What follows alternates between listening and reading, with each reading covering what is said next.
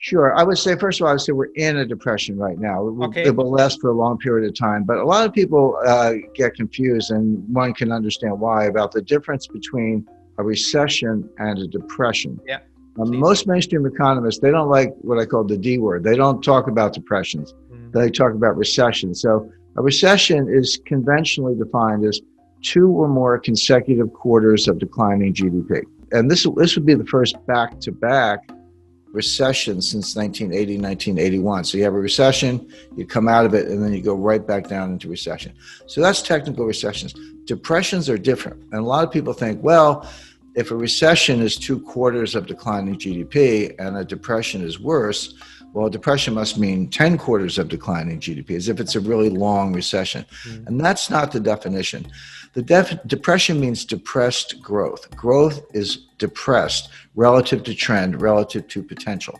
So you can actually have growth in a depression, but the point is the growth is too weak. And so this is what we're in. We had the third quarter, when you went down that sharply, you were going to come back pretty steeply. That's natural. But we didn't come all the way back. You know, people say, well, okay, you went down 31% and you went back up 33%. So aren't you back where you started? And of course, the answer is no, because you're applying the 33% to a smaller base. So if you normalize, let's say 2019 is 100% of 2019 output. You go down 5%, and then you go down 31%. Well, now you're around 65% of the prior output. Well, if 65 is the new base and you go up 33, that adds 21 or 22. But you're only back to 87 because you're working off a smaller base. Even if you have, in my example, 10% growth in the fourth quarter of 2020, it's 10% of 87, so add on 8 more. You're only back to 95. So a simple way to understand it, you fall into a 50-foot hole, you climb out 20 feet. Well, that's good climbing, but you're still in the hole. You're not back to where you started. But a better comparison is maybe Japan. I would say Japan has been in depression since 1990. Yeah. Now, it doesn't mean, now they had growth and recessions and growth and recessions. You can have two or more recessions in a depression with periodic growth. But the point is you never get back to the old potential. I mean, a good example, the Japanese stock index, the Nikkei index, in New Year's Eve 1989, it was 40,000. Today, 30 years later, it's about 28,000. But okay, it came off the bottom, but it never made it back to the prior high. It'll never be. Oh, I think that's right. It may never be.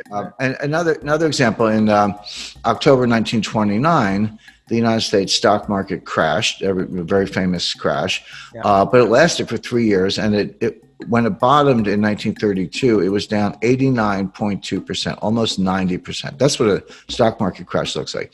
But then you ask people the next question, say, well, when did it get back to the 1929 high? How long did that take? The answer is 1954.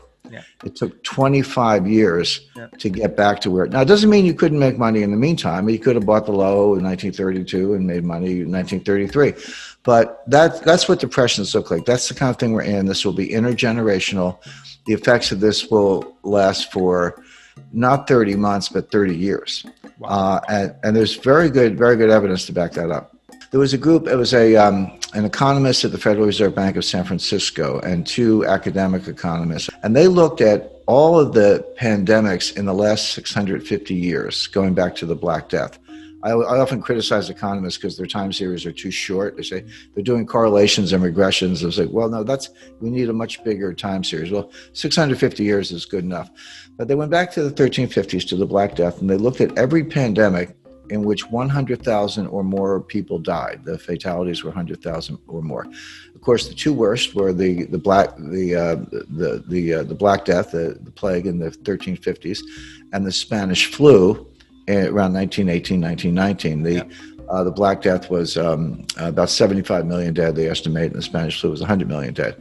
And then after that, there were several where there were 2 million fatalities and some fewer. They were using 100,000. Well, there were only 15 pandemics in the 650 years where 100,000 or more died. COVID-19, by the way, is going to end up being third on the list. Right now, it's fifth. But we have over 1.8 million fatalities, but it's not under control. So you can see that number is going to go past 2 million. it'll pass the Asian flu, and there was one other influenza in the late 19th century. So it's going to be third on the list. But what they asked themselves, because they're economists, not doctors, and they said, well, how long did it take these economies to normalize following these extreme pandemics? And the answer is, on average, 35 years. Not 35 months. And just to kind of give a concrete example of that. So I grew up in the 1950s and 1960s. It was a very prosperous time in the United States. I did not live through the Great Depression, but my parents did, and my grandparents did. So I was raised with a sort of depression mentality, even though I didn't live through it. And when we were little kids, 9 years old, my parents would send us that. We'd take our wagons and go door to door and collect tin cans and newspapers. And we weren't doing it for environmental reasons. It might have been good for the environment, but we were doing it for recycling, because all that stuff could be turned into buildings and so forth. And so, as I say, and that didn't change until the late 1960s, when the baby boom came of age, and then we just started partying and using credit cards and everything else. So it did change, but it took 30 years to change. In other words, the behavioral and adaptive effects of the Depression of the 1930s lingered through the 1960s. And that's my experience, but it's consistent with what these researchers found out. But at the end, when we get to asset allocations, I said the first thing I do is I explain my methodology and explain what diversification is. Diversification is a very powerful tool. It does what it's supposed to do, which is increases your total return with less risk. But people don't understand how to diversify. I run into people, they say, well, I'm diversified. I own 30 different stocks in 10 different sectors, technology, consumer non-durables, minerals and mining, et cetera. And I say, you're not diversified. You may have 30 stocks, but you're in one asset class called stocks. So when stocks are hard, they'll go up together. I'm not saying they won't go, they'll go up together and go down together. So you may have 30 stocks, but you're not diversified. Diversification is, okay, have a slice for stocks, that's fine. Gold, cash, real estate, treasury notes, and alternatives. That is closer to real diversification. So in particular, I recommend about a 10% allocation to gold.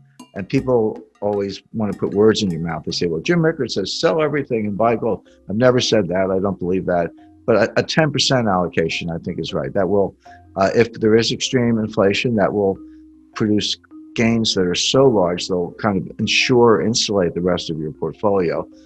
So you're protected that way. And if there's a loss of confidence in the dollar or some kind of currency collapse, again, gold will do very well.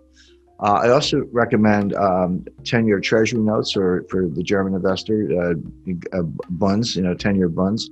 And the reason for that is, first of all, they're high credit, they're liquid, but interest rates are going to go lower, which produces capital gains. It's a little bit counterintuitive. People don't understand bond math, but it's pretty simple. If interest rates go down, the value goes up.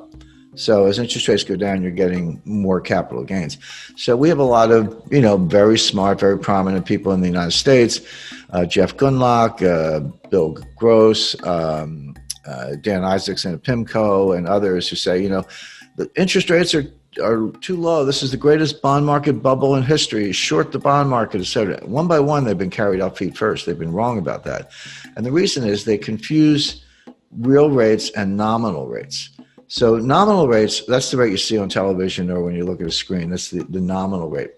But the real rate is the nominal rate minus inflation. And the problem is nominal rates are low. That's true, but real rates are not low. I borrowed money in 1980 at 13%. That was my first mortgage. My mother cried because her first mortgage was 2%. But I said, Mom, I'm borrowing at 13%, but inflation was 15%. So my real rate was -2. Plus taxes were 50%, 50, and my interest was tax deductible.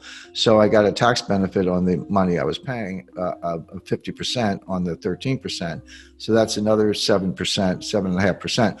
So my after-tax rate, after inflation, after taxes, my real rate was -8. So I was borrowing at 13 nominally, but my real rate after taxes and inflation was -8. That's a low real rate.